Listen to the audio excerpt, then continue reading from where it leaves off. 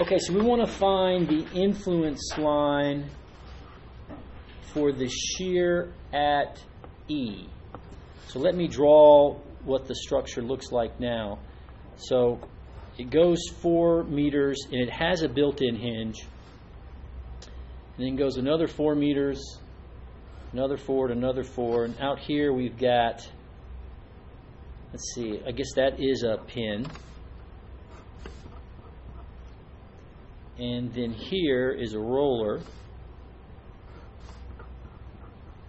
And then here at A is a roller.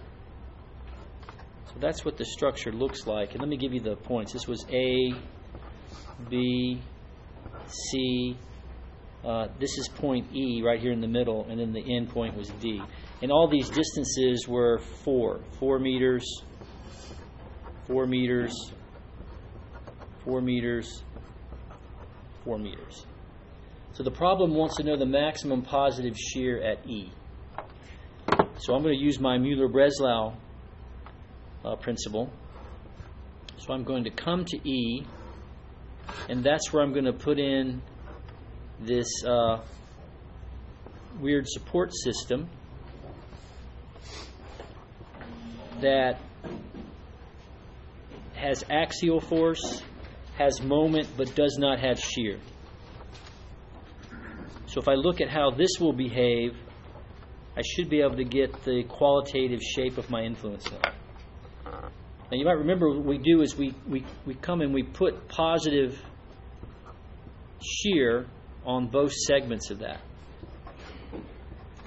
So if we look at the right hand side, and the way it's pinned here at D and then has this shearless connection at E, and I push positive shear, it moves up. So we'll get a shape that goes something like that. When I look at the left part, if I look at this component and I push it down, well, it's got to go down. It's going to seesaw over C, and the hinge at B is going to allow it to bend and then come back down and stay connected at A. So there's the general shape of my influence line. So if I now redraw that, the shear at E, and now we'll try to put some values on it. Just put my marks, and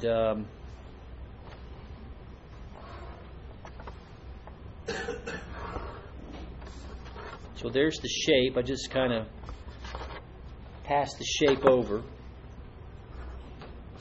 And we already know that all these distances are the same. 4 meters, 4 meters, 4 meters, and 4 meters.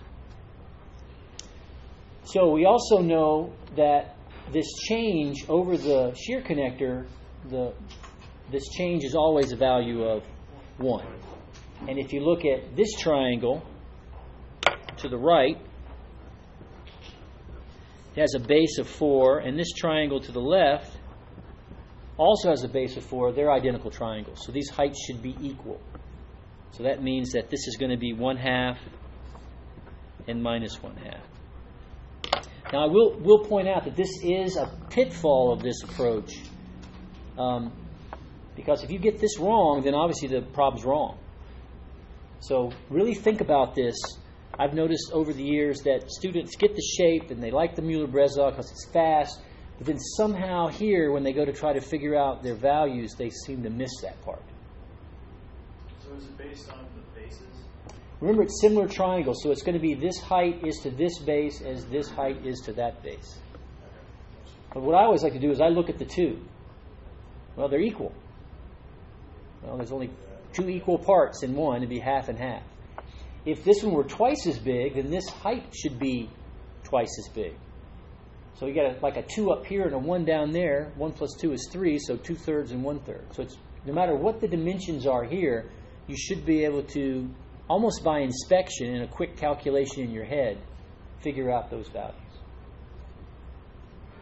And that also implies for this value. Because if you look at this triangle, well, they're also similar triangles. And again, you would compare the lengths. They're both 4, so if this is minus a half, this also has to be a half. So very quickly, I have the shape. So the problem says that I have a uniform dead load. So let's do that first. So I have a uniform load, and it's dead, which means it's not going to move. In this case, for problem 622, the dead load is a value of half a kilonewton per meter.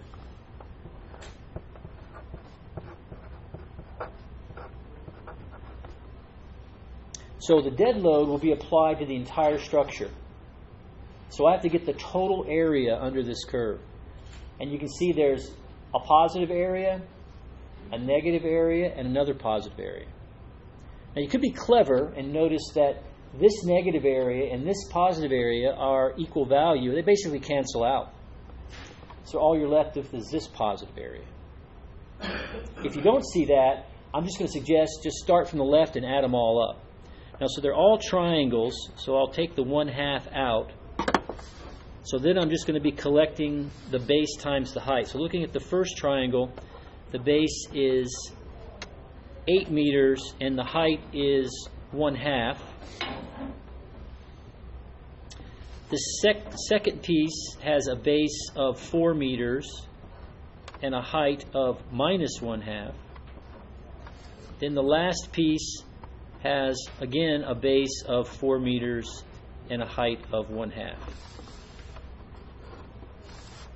I think it's easy to see there that this cancels that.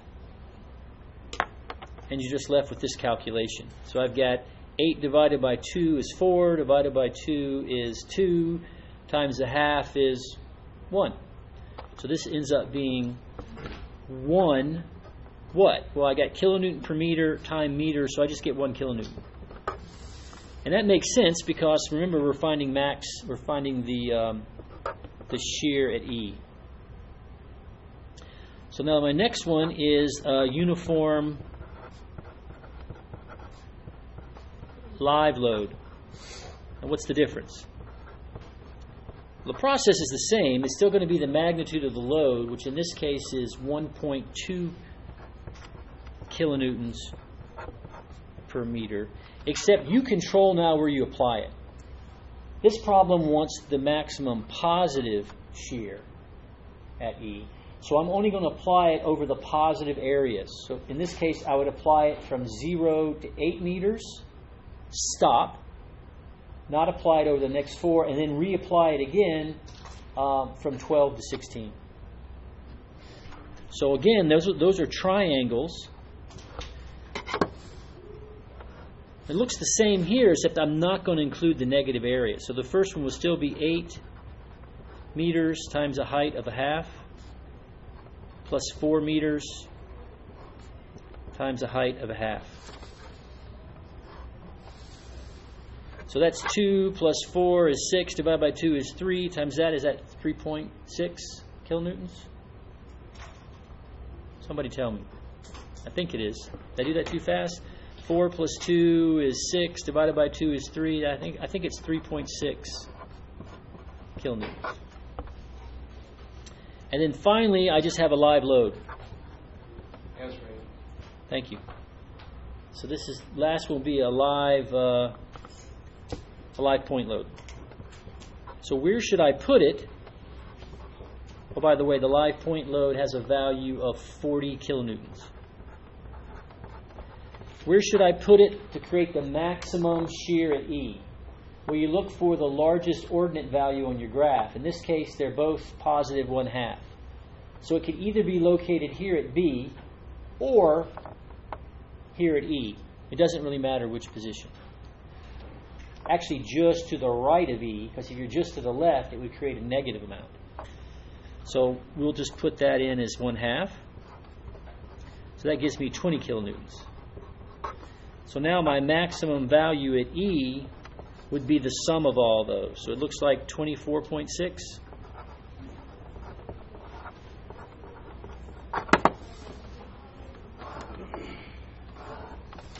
And just to help you see that, let me quickly redraw the problem. So there's our roller at A, our roller at C, and our pin at D. So we know that our dead load is applied over the whole structure.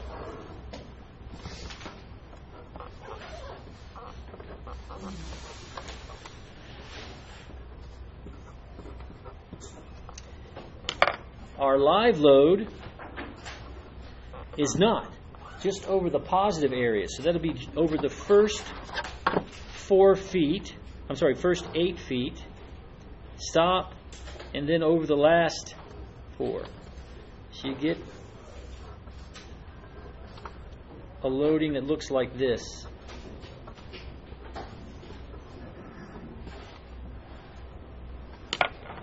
And then for the point load, it's going to be either at B or just to the right at E. I'm just going to draw it at B because I want to.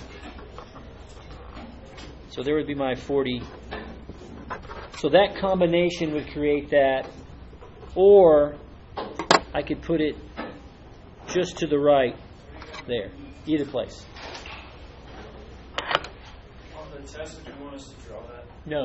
Okay. All I care about in the test is the numerical value. Okay. I just want to do this to kind of help you visualize it. Okay. Thanks.